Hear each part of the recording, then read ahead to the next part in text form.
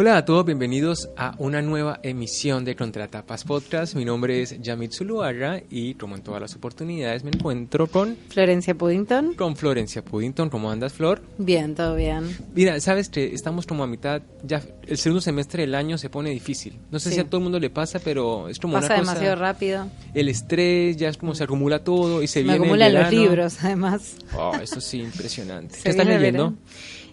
Ahora justo Romeo y Julieta, pero porque estoy haciendo Shakespeare. una Precioso. cosa laboral. ¿Ya lo habías leído? En realidad, cuando lo estoy leyendo y me estoy dando cuenta de que no lo había leído. Yo pensé que sí, pero bueno, había visto la película de DiCaprio y todos conocemos la historia, ¿no? Y toda la fama sirve como código de lectura, es decir, ¿te sientes influenciada por lo que ya sabes? Bueno, porque leí mucha crítica además para este trabajo que estoy haciendo, así que me siento muy influenciada por esa crítica y me parece incluso maravillosa la obra, ahora que atravesada por toda esta gente que la estudió y la analizó bien. Mucho más interesante, porque es verdad que es la obra de Shakespeare que menos prestigio tiene, ¿no? Como que se la toma, primero porque es de la etapa más juvenil de Shakespeare, y segundo porque, bueno, o sea, es como una historia de amar. Y aparte, es como esas realidad, historias que son tan famosas que ya se que pierde están como el origen, ¿no? ¿Viste? Ese tema que pasan todo el tiempo en la radio que después ya no lo querés ni oír. Sí, bueno, tal cual, eso es eso. La verdad que no era mi obra favorita de Shakespeare, pero confieso que lo estoy disfrutando. Confiesas que has vivido, como Pablo Neruda. Y algún día podremos hacer quizás algún especial sobre Shakespeare, porque está buenísimo. O sobre obras... barrocas. Sí, sobre todo esas obras, esos títulos de los que todo el mundo tiene una opinión, pero que pocos han leído. Sí, eso también puede ser. Sí, porque tienes Romeo y Julieta, tienes, por ejemplo, también yo escucho a mucha gente hablar de la Divina Comedia. De la Divina Comedia, pero no sé si la han leído. Bueno, y el por Quijote. ejemplo, descubrí algo que no sé cómo afrontarlo. ¿Viste? Bueno, yo estoy leyendo a Proust, estoy leyendo En busca del tiempo perdido. Sí. También, ¿eh? Y empieza el primer tomo, 7 tomos. Por los caminos de... ¿Vas a leer los 7? Sí, yo creo. Pero lo que me sorprendió es que la cuestión de la Magdalena, que es posiblemente el pasaje más famoso de Proust... Que todo el mundo citamos. Aparece en la página 20 del primer tomo. O sea, sí, es como, somos gente horrible, ¿no? Es como un facilismo, es como que leí lo de Magdalena, ya sé de qué habla todo el mundo, no es necesario mandarme los siguientes 6 leer tomos. Más. Sí. Bueno, esas cosas, ¿no? Sí, a veces pasa, ¿no? Con los clásicos. Pero hoy tenemos una novedad interesante porque nos refresca el ciclo, pasamos el ciclo de locura, denso, bastante heavy, y nos encontramos con esta obra que edita Marea Editorial en Buenos Aires que se llama Hacete hombre, de Gonzalo Garcés. Y tiene un subtítulo: Historia personal de la masculinidad. Ya nos bastante, da un panorama, un código para leer que es muy actual, ¿no? El feminismo, la lucha por las igualdades, los colectivos, qué sé yo. Bueno, si quieres empezamos a hablar un poco del escritor. Dale, el autor, bueno, Gonzalo Garcés es un joven escritor también. Sí. Está en sus 40. Está en sus 40, en sus 40 y picos. Que es bastante joven para ser escritor. Es un escritor joven, es argentino, vivió en Europa, bueno, en Francia muchos años, de hecho lo dice en el libro, así que ya sabemos como 17 años. Claro, el libro, además de por el subtítulo que ya leíste, es una cuestión muy autorreferencial, él se plantea un punto de vista personal que defiende durante todo el libro, que es como, diríamos, lo académico del libro, ¿no? Lo ensayístico. Su visión sobre el feminismo, sobre la hombría, sobre esa construcción de conceptos culturales que hoy se están repensando. Exactamente. Y tiene esta historia paralela, que es como lo más narrativo, lo más ficcional. No diríamos ficcional porque digamos que es más autobiografía que otra cosa. Totalmente. Que es el viaje que hace con su padre y una mujer chilena que es prostituta y que su padre contrata y que está como de novio con la mina a un pueblito cerca donde el padre tiene que pagar una multa de tránsito. No es justamente cerca igual, porque ellos viajan de Buenos Aires a Mendoza, que son como 8 horas, 10 horas. Sí. Digamos cerca, son suponiendo que lejos sería de aquí a Júpiter. Está bien, bueno, en ese sentido es más cerca. Claro, pero justamente el disparador en realidad, él toma esa anécdota, que es ese episodio que le tocó vivir. Podemos pensar que fue cierto, no importa igual, ¿no? Pero ese episodio que le toca vivir con su padre, el padre es muy particular. Tenemos que hacer también un programa de padres particulares porque está lleno la literatura también. Sobre todo la literatura argentina y sobre todo la literatura contemporánea. Donde hay mucho mambo con la paternidad también, ¿no? Sí, yo también que creo, por ejemplo, que el hecho de que en Argentina el psicoanálisis sea un elemento muy importante para la vida de la sociedad, cosa que me parece maravillosa, porque en otros países nos ahogamos en nuestros problemas y nunca ni siquiera nos damos cuenta que tenemos. Acá eso se ha abocado mucho a la literatura, ¿no? Sí, entonces tenemos mucha reflexión freudiana. Sí, y recuerdo, por ejemplo, La infancia, Marina Yusuk, La inocencia, perdón. También recuerdo esta novela inglesa de Janet Winterson, que se llama Para crecer feliz si se puede ser normal, que abordan mucho esta relación padre-hijo, madre-hija. Sí. También lo tenemos en Proust, también, o sea, es una cuestión muy ineludible. Siempre un escritor va a pensar en algún momento en escribir sobre su círculo cercano, su infancia. Bueno, acá tratamos libros en los que se trabaja el tema. Sí, sí. Yo creo que lo que pasa con la paternidad es que es tan difícil romper ese lazo que une a la gente con sus padres. Sí. Que uno es capaz de, tal vez pase lo mismo con los hijos, no lo sé, pero es capaz de perdonar todo. Sí, correcto. O como que da la sensación de esa, ¿no? De que siempre son estos padres que son una pesadilla, que son una carga para el hijo, pero el hijo a la vez termina siendo indulgente con esos padres. Esta es una termina relación perdonando todo. Siempre conflictiva. Sí, aunque sean recontra dañinos. Sí, correcto. Entonces a mí me interesa eso, me gusta eso como tópico.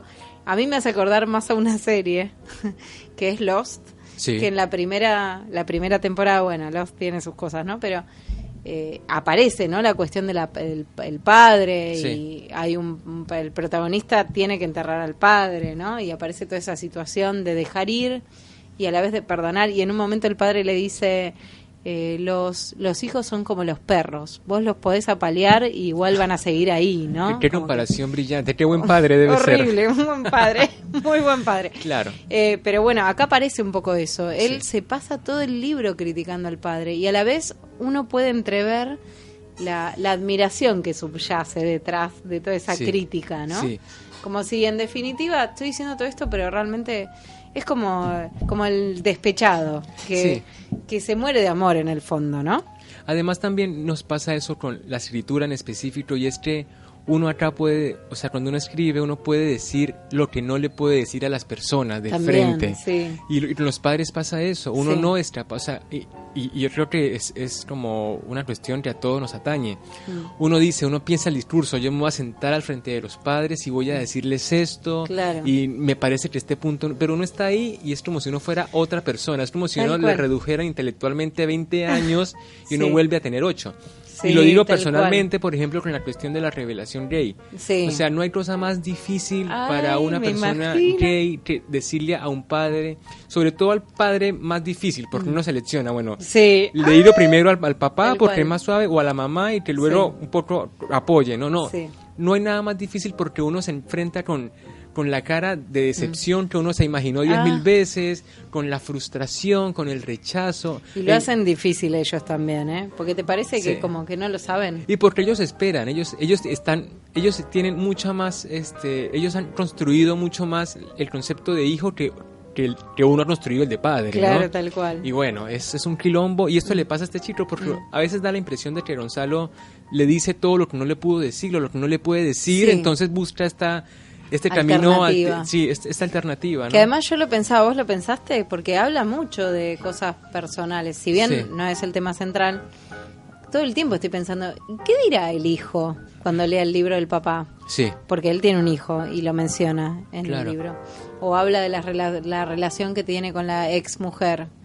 ¿Qué dirá la ex mujer cuando le molestará que haya mencionado cosas privadas, personales, ¿no? Y bueno, que haya ventilado la separación. En principio habría que decir que todo escritor debería escribir sin deberle verdades a nadie, ¿no? No, por supuesto, porque ¿no? Uno es dueño de sus palabras. Sí. Y si uno se manda a escribir relatos personales, uno debe ser sincero, porque esa es la originalidad, ¿no? La experiencia personal, y también tomar el riesgo de que alguien esté en completa Porque digo, desacuerdo. Uno cuando publica además, primero se lo das a tus amigos a leer. Claro. Que es la gente que conoce quizás a tu círculo, que O no, o uno se manda de una vez y bueno, que el mundo se le venda fue. a uno, se venga encima. Claro, bueno, ahí es más fácil. Si no te conocen es más fácil, que por ahí no conocen a la mujer. Pero... Bueno, entonces volviendo a Gonzalo, sí.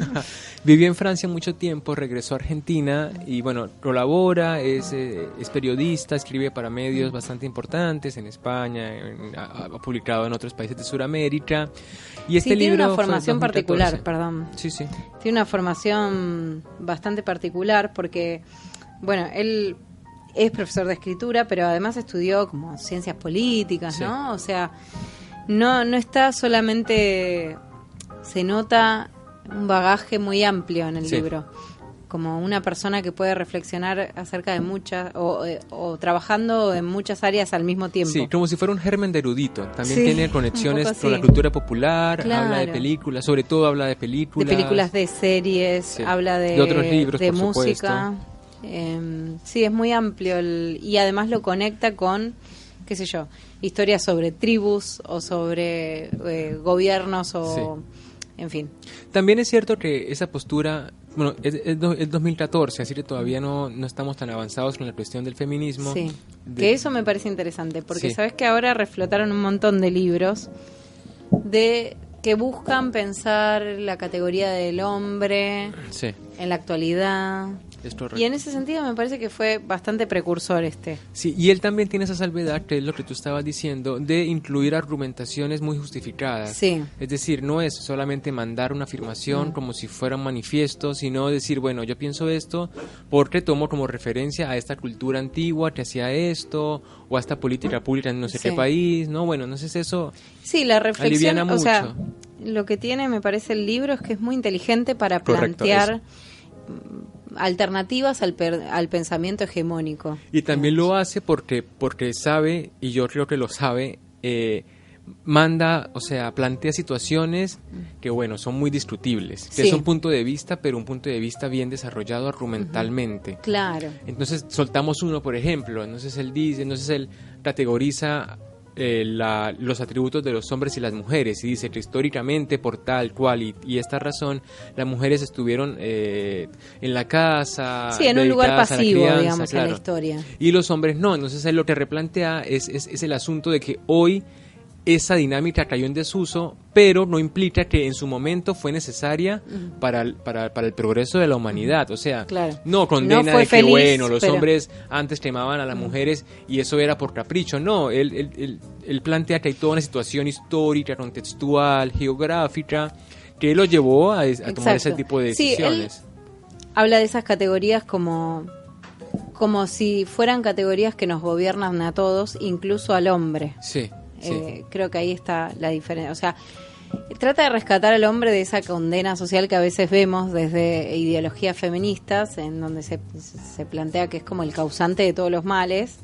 Y cuando él lo ve también como un poco una víctima de las mismas construcciones mitológicas o ideológicas que regulan un poco el comportamiento de la sociedad. Es correcto, ¿no? Un poco plantea eso. ¿Te parece que le damos el principio para arrancar? Bueno, arrancamos con el principio de Hacete Hombre, de Gonzalo Garcés, aquí en Contratapas Podcast.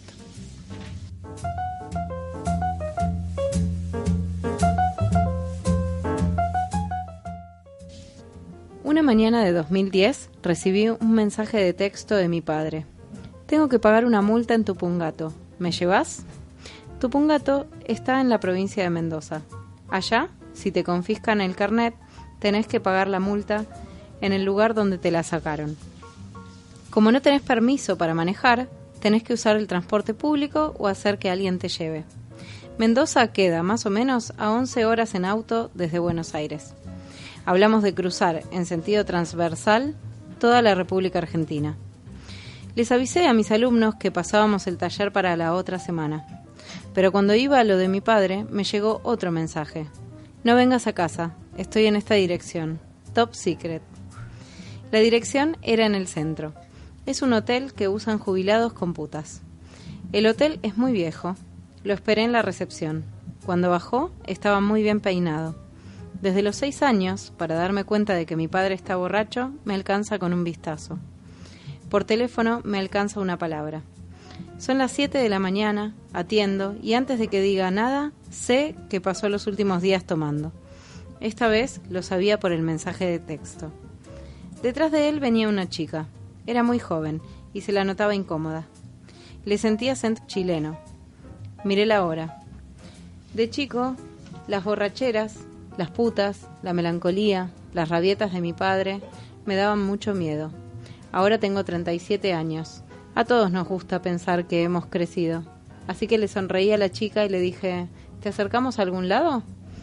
Ese acercamos era un gesto para papá, complicidad masculina. Somos dos piratas después de una noche de parranda. Tenemos códigos. Dejamos a la chica en su casa. Pero mi viejo se interpuso. Pero no, flaco, me extraña. Ella nos acompaña a Mendoza. Bien, la cosa se pone picante. A Mendoza en auto. 10 horas de ida, 10 horas de vuelta. ¿Seguro que la chica quería acompañarnos? A mi padre la pregunta lo indignó. Me trató de amargo. Si yo voy a Mendoza, me acompaña la gente que yo digo. El que no me acompaña no es de mi gente. Por esa época, tanto mi padre como yo estábamos jodidos. Yo porque me había divorciado. Mi padre porque no se había divorciado. Iba a cumplir 15 años con su tercera mujer y para él eso significaba una sola cosa, la misma que cada cumpleaños, cada mundial de fútbol, cada nieto que aprende a andar en bicicleta sin rueditas. Tenemos esta discusión desde que yo tenía 6 años, así que no espero resolverla ahora. Mi padre se queja de lo rápido que pasa la vida. Yo contesto que pasa más rápido si uno piensa en esas cosas. Hace poco le recordé que se queja de estar viejo, desde que estaba en el colegio. Me contestó con lógica irrefutable. Si lo repetía suficientes veces, al final iba a ser cierto.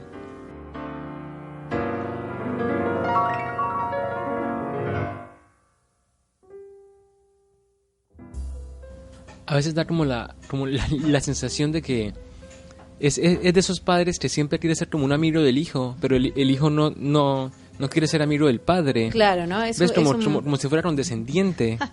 Es un pendeviejo, ¿no? Sí, es un Decimos así. Una persona que se niega a madurar, de eso es una de las cosas que más le reprocha a él sí. en el ensayo, También lo que tiene es como un reproche por no haber sido el padre que él quería que fuera, por no haber sido más responsable, por no haber sido más maduro capaz para enfrentar ciertas situaciones. Y eso me parece, no sé si un acierto o un desacierto, pero me parece una injusticia en todo caso, ¿no? Porque al final uno también debe medirse por lo que los padres hicieron, o sea, es decir, no todo es bueno, no todo es malo, pero mal que bien a uno no le fue como tan para el carajo, ¿no? Como a mucha gente que en realidad, pienso en un huérfano, yo no, ni siquiera puedo alcanzar a imaginar qué siente una persona que nunca tuvo la oportunidad siquiera de tener un padre malo o una madre mala, o sea, ¿no? Bueno, pero me parece que igual es una de esas cosas que todos como hijos hacemos. Por supuesto. O sea, sí, tal cual. Ningún padre se salva del reproche del hijo, aun cuando después los hijos se transforman en padres y a veces cometen los mismos errores, además. Claro, y comprenden además, porque se ponen más suaves con los padres, que este es el caso. Claro. El chabón al final tolera al padre, lo lleva, lo trae, se come la rabia. Es una persona especial, es difícil de tratar, tiene sus cosas, o sea, no es que sea un hombre de carácter impoluto. Sí, también recortamos la representación que hace Gonzalo, es decir, el padre debe tener muchos más matices, muchas más cosas buenas, muchas más cosas, no sé, cuestionables, pero acá nos los pinta como un personaje que va a ser como la antítesis, como el antagonista de su propia vida, ¿no? Sí, o eso a él le gustaría, aunque termina diciendo, bueno, yo soy un poco mi papá también. Claro. Soy un montón de cosas, exacto. Entre todas las cosas que soy un poco mi padre. Y me gusta porque justamente decíamos que el título tiene un subtítulo, justamente la novela, el ensayo, no sé cómo llamar, porque es una mezcla de todito, experimento, sí. Que es historia personal de la masculinidad. Y justamente va a empezar narrando esta historia o esta anécdota personal del viaje con el padre para tratar de determinar cierta categoría de hombre o ciertas características atribuidas históricamente a los hombres que él reconoce en su padre. Sí. Para también desarmar un poco esa identidad masculina solo asociada a ciertos O sea, puntualmente. Es una tipología que él claro. plantea. O sea, él ve en su padre valores o no valores, a veces características, ¿no? Por ejemplo, el tema de el trato con las mujeres, la cuestión de ser mujeriego, sí. como una categoría muy típica del hombre viril, ¿no? Sí. O de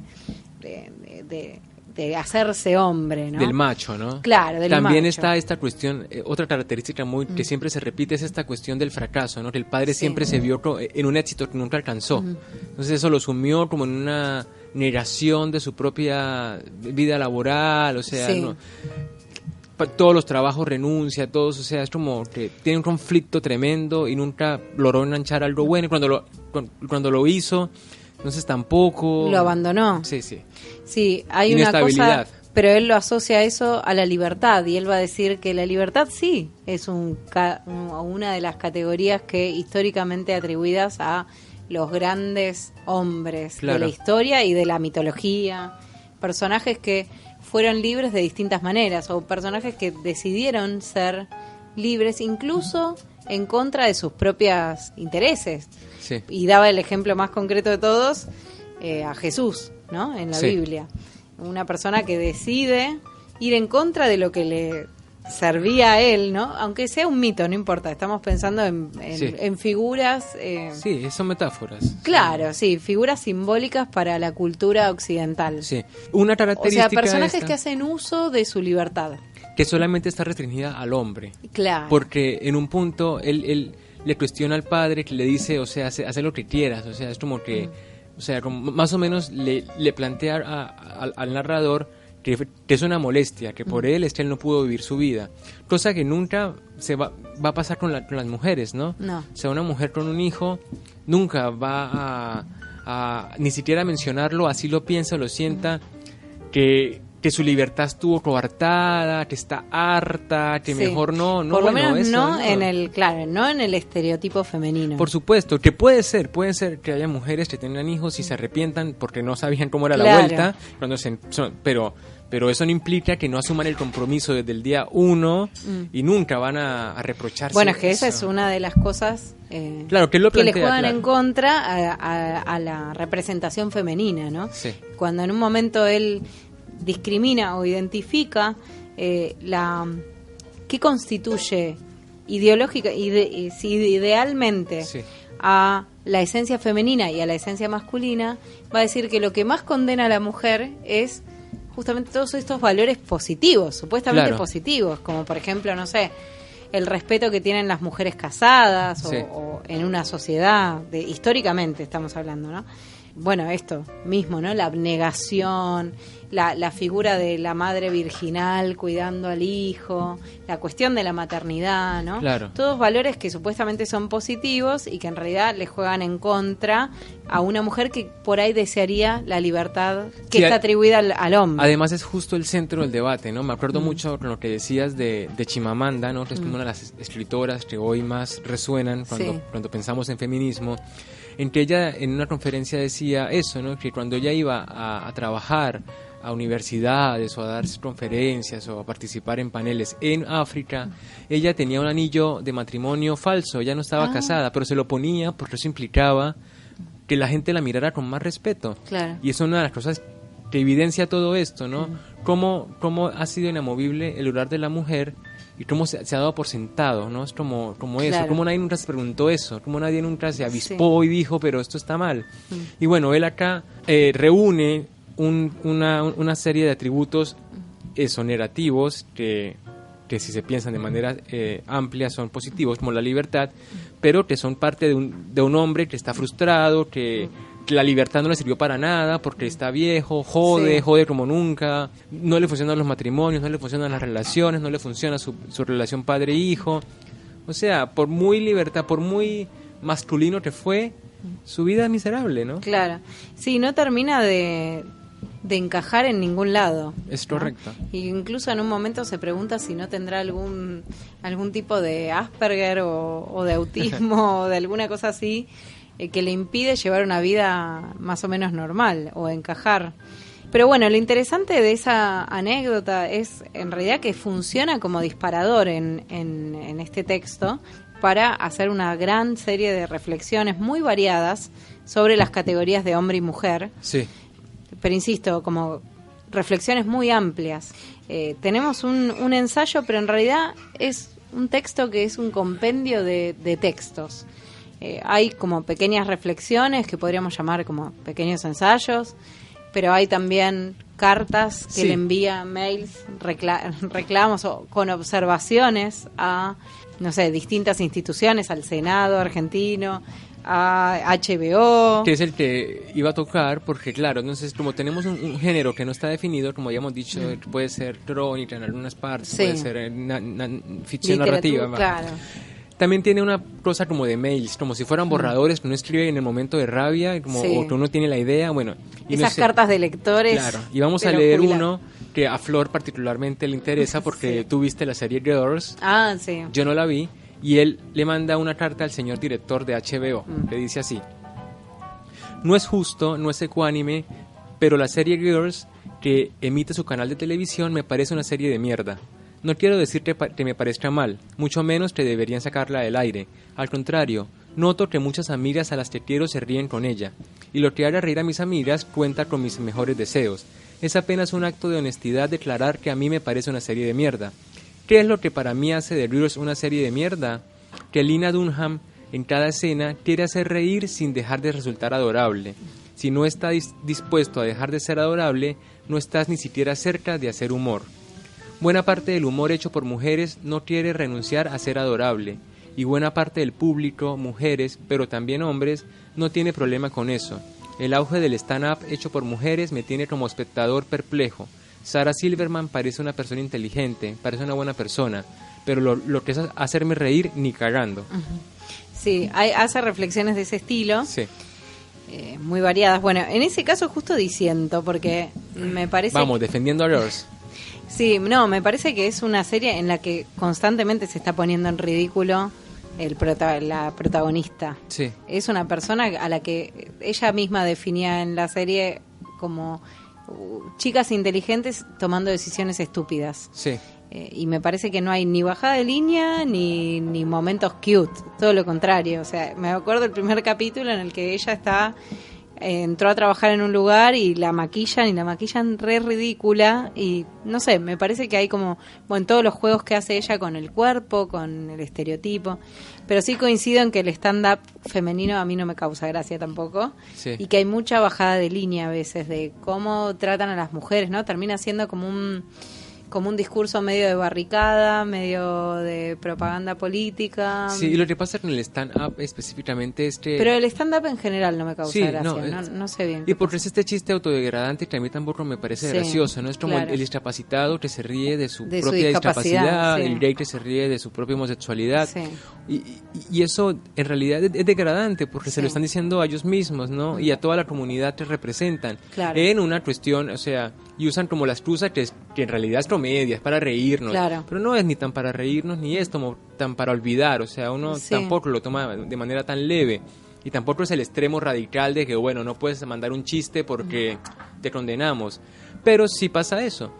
Pero también es cierto que hoy está en auge, o sea, la mayor gente posible que consume estos productos es un montonazo de gente a la que le parece lo más divertido del mundo. Hilarante. Entonces es una posición personal que él asume, o que ¿no? se siente identificada con una postura, sobre todo en el caso de las mujeres que hacen stand-up acá en Argentina, que hay muchas en donde, claro, ponen sobre la mesa todas los criterios del feminismo, o todos los criterios con los que se embandera el feminismo. Entonces, bueno, la mujer independiente, la mujer que se burla del hombre, o la mujer que se siente mejor en algunos casos que el hombre y demás. Entonces me parece que ese discurso hoy por hoy pega porque está en auge. Sí. ¿No? Por ahí lo que me interesa de estos mails que él incorpora es justamente esta desfachatez de ir en contra del discurso hegemónico en este momento, que es este. Es correcto. O sea, hoy se está buscando como ser políticamente correcto con la mujer, y entonces decir algo en contra o proponer una alternativa, porque en realidad no es en contra, no necesariamente es en contra, sino que propone una alternativa para reflexionar acerca de qué es ser mujer y qué es ser hombre. Eso me parece interesante, me parece audaz. Sí. También está bueno pensar que son respetables todas las posturas que se emitan con respeto, ¿no?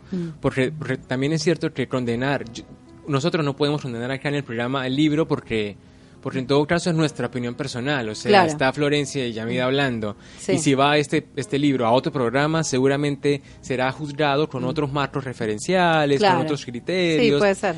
Pero lo abierto es eso, es pensar que este tipo piensa esto de Rilke, por ejemplo, y bueno, es una posición. A ver, podemos estar de acuerdo, sí o no, pero nada, o sea, ni hace daño, ni perjudica, al contrario, es que libera nunca... la mente y uno dice, bueno, la vio de este lado, ¿no? Interesantísimo, o no, pero bueno, no es la cosa de dar látigo y crucificar, pues, así como sí. Sí, me parece que hay una crítica fundamental que atraviesa el libro de distintas maneras y que tiene que ver con que él ve en algunos movimientos feministas o en algunas reflexiones de feministas famosas que en vez de ir a tender al igualitarismo, se genera el efecto contrario. Sí. Entonces, que en vez de que a partir de esas reflexiones de las feministas o también a partir de este pensamiento políticamente correcto, o sea, los resultados son una mayor ruptura entre géneros. Una ruptura que él considera que en realidad se estaba salvando con este último tiempo. Él dice, bueno, la época del patriarcado duro ya se había terminado. Hoy por hoy, bueno, Segunda Guerra, las mujeres empezaron a trabajar, se hicieron profesionales, aspiraron a una libertad que hasta ese momento era propia solamente del hombre, y ahora hay ciertos criterios en las culturas occidentales que parecen ir en contra de esto, ¿no? Y a mí esa forma de pensar me parece interesante, porque él no está justamente condenando a la perspectiva feminista, sino que está planteando otra perspectiva con respecto a los resultados, ¿no? Que se observan. Y me gustó mucho en particular la reflexión que hace sobre la categoría de femicidio, que es una categoría nueva, creo que es del 2010 o del 2012 acá en Argentina. Es un criterio nuevo en el Código Penal que lo que implica es que un acto perpetuado, o sea, un acto perpetuado por un hombre hacia una mujer va a tener una mayor pena porque se lo va a considerar crimen de odio de género. Sí. Que es algo tan ambiguo y tan abstracto, que es tan difícil de demostrar que vos mataste a una persona solo porque es mujer. Claro. Que queda como ambiguo y parece como hasta hipócrita, ¿no? Claro, él pone este ejemplo de que el tipo, hablando en un marco de violencia intrafamiliar, que le pegó a la mujer, también le pegó a los hijos. Claro. Entonces, ¿cómo se define el tipo? Entonces, él concluye que lo que pasa es que el tipo es un violento, es un agresivo. Es un violento en general. Que no le importa si sea mujer, niño, lo que sea, pero es una posición de poder. Le pega a quien puede pegarle. Exactamente, claro. Eso y a mí me parece interesante porque justamente en nombre de el feminismo está ocurriendo bastante seguido que surgen estas decisiones ante las cuales nadie se va a oponer porque quedás como un machirulo, pero que no terminan siendo del todo igualitarias, más bien todo lo contrario, capaz que refuerzan una posición pasiva o una posición de desventaja de la mujer frente al hombre, ¿no? Entonces termina ocurriendo lo contrario, o incluso refuerzan las diferencias de género y por lo tanto aumenta la violencia o la sensación de ruptura entre los dos géneros, ¿no? Seguimos sin pensar al hombre y a la mujer en igualdad. Sí, también hay que pensar que nosotros estamos en este momento, o sea, el feminismo es el debate de nuestra generación. Sí. Es decir, así como la generación más adelante se la pasa reivindicando, por ejemplo, la lucha en los 60s, ¿no? En contra de la guerra, fue la guerra de Vietnam, toda esa vuelta. El paradigma de nosotros es el feminismo, la discusión sobre los géneros, y eso nos atraviesa aún sin darnos cuenta, porque, por ejemplo, ¿qué pasa si ese punto que tú acabas de explicar, la cuestión del hombre y el feminicidio, si hubiera sido escrito por una mujer, ¿cómo se aborda? Claro. ¿Cómo se pretende la idea de la mujer. Acá tenemos a un Gonzalo, que es hombre, que está escribiendo. Entonces, bueno, tenemos una posición. Bueno, el tipo es hombre, entonces está influenciado culturalmente, bla, bla, bla, bla, bla, bla. Si hubiera sido una mujer, y pienso rápidamente en Virgins Despentes, con su teoría del King Kong, sería leído de otra manera, porque la crítica que le hacen a este libro del feminismo es eso, ¿no? Que parece que el tipo tomó nada más como importante la historia contada por los hombres, actuada por los hombres, y no, hay todas estas variables que nos atraviesan a la hora de leer, que nosotros ni siquiera nos damos cuenta, que estamos asumiendo porque ya es costumbre, ¿no? Entonces ya, incluso hasta dividimos. Si uno recibe un libro, no sé si te pasa, un libro sobre feminismo, uno pregunta, ¿lo escribió un hombre, lo escribió una mujer? Si uno está como en duda, ¿no? Porque eso nos va a dar un código de lectura, como una impronta para la interpretación. Sí. Y también tiene que ver. Bueno, hay algunas mujeres que hay una cuenta en Twitter, que no me acuerdo ahora la autora, que se llaman Feminismo Científico, que es alguien que está proponiendo también una mirada más parcial sobre ciertas cuestiones en las cuales las mujeres en general, o las mujeres que se sienten como, bueno, muy atravesadas por estas ideologías feministas, son demasiado por ahí recalcitrantes o demasiado fanáticas en ciertos aspectos. Ella tiene una mirada como más, más parcial. Sí. O sea, hay algunos casos. Por ahí lo que está bueno es no fanatizarse con las cosas, ¿no? Poder tener una perspectiva más amplia, porque me parece que Gonzalo Garcés en ningún momento es machista en sus planteos. Simplemente está es más lógico. Claro, y tratando de mirarlo desde otra perspectiva y mirando también si está funcionando para bien o para mal ciertas formas de pensar o cierto comportamiento, digamos, a partir de estas ideas. Sí, y también lo valioso es ponernos en una posición de pronto de mejor entendimiento del otro, ¿no? Sí. No entrar al libro ya con toda esta cuestión cargada, con el chaleco puesto. No, entrar al libro esperando lo mejor, siendo espontáneo en la lectura, y luego sí puedes juzgar, evaluar, criticar, pero en principio no me parece justo leer estas cosas ya con empezando cada frase y esto no, esto sí, esto es un machista, ya esto enojado. No sé, claro, correcto. Leerlo enojado no. No, para mí es que no da para eso, porque no sé, yo nunca lo sentí, yo nunca fui una fervorosa feminista, sí reconozco ciertas desigualdades que existen, son innegables, pero me parece que es un libro súper agradable para reflexionarlo, sobre todo si no venimos demasiado de la militancia, ¿no? Del feminismo, que te permite una mirada como más amplia, porque insisto, nunca cuestiona que el lugar de la mujer haya sido un lugar pasivo o un lugar de mirar la vida de costado, ¿no? De falta de participación, todo eso se hace cargo y lo reconoce que es así. Lo que se pregunta es cuál es la mejor forma de resolver eso o cuál es y también está bueno encontrar una lectura del feminismo de pronto más profundo, para ver cuáles son los puntos en contra, cuáles son los argumentos contrarios, ¿no? Cuál es la explicación desde la otra versión o desde otra versión, porque no es la otra como enfrentada, sino otra en un panorama de muchas ideas. Exacto, porque no hay que perder de vista que él lo que está tratando es de hablar de definir su propia identidad. Correcto. En su propia historia, que eso ya es particularísimo. Y en su propia historia. Y él está pensando el feminismo en función de su masculinidad. Entonces, ¿qué soy yo? ¿Y qué hace a un hombre hoy que las categorías están tan corridas? Sí. ¿No? Porque antes el hombre era la acción y la mujer la pasividad. Y hoy por hoy no funciona más así. Sí. Entonces él va a pensar justamente... Bueno, ¿qué constituye hoy por hoy al hombre? ¿No? Sí. Es otra de las... ¿qué soy yo? Correcto. ¿No? Puntualmente. Y ahí va a venir toda la reflexión acerca de la paternidad, acerca de la herencia de su padre, de ciertas cuestiones asociadas o que constituyeron en el pasado al hombre y que ya no lo constituyen. Bueno, no sé, me parece que es muy complejo y muy completo la reflexión, y que no está solamente asociado a lo femenino. Él sobre todo está pensando en sí mismo. Sí, correcto. Y es una gran invitación a pensar al final. Un nuevo punto de vista que no es nuevo porque es 2014, así que claro. ya han pasado cosas en el medio interesantes. Sí, fue claro, eso está bueno, ¿no? Inauguró por ahí la década con nuevas reflexiones que estaban comenzando, sí, y que todavía no estaban tan planteadas como ahora. Así es. Me parece un gran libro, la verdad. Sí, a mí me encantó. Verdad. Sí, muchas gracias a María Editorial por darnos el libro.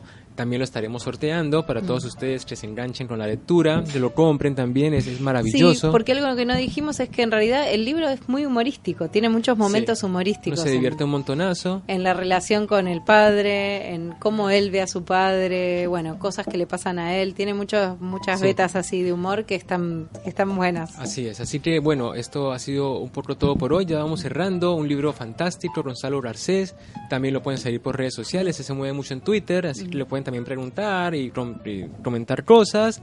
Y no sé, Flor, algo más que nos haya quedado por el tintero. Hemos dicho muchísimo. Y hemos dicho mucho que no tiene que ver con la literatura. Con la literatura también. Con el mundo. Sí. Nada, que esperen el próximo sorteo, que vamos a también entregar este tomo también para que alguien más lo pueda leer y compartir. Y que esperen el próximo ciclo, que no le vamos a chusmear todos para que estén muy pendientes. A todos muchísimas gracias por compartir este espacio con nosotros. Estamos muy felices de tener estas reflexiones en el programa y nos pueden encontrar en Facebook y en Instagram en Contratapas Podcast, así como en la página web www.outfears.com. A todos que tengan una feliz semana y nos vemos en la próxima. Chao, chao.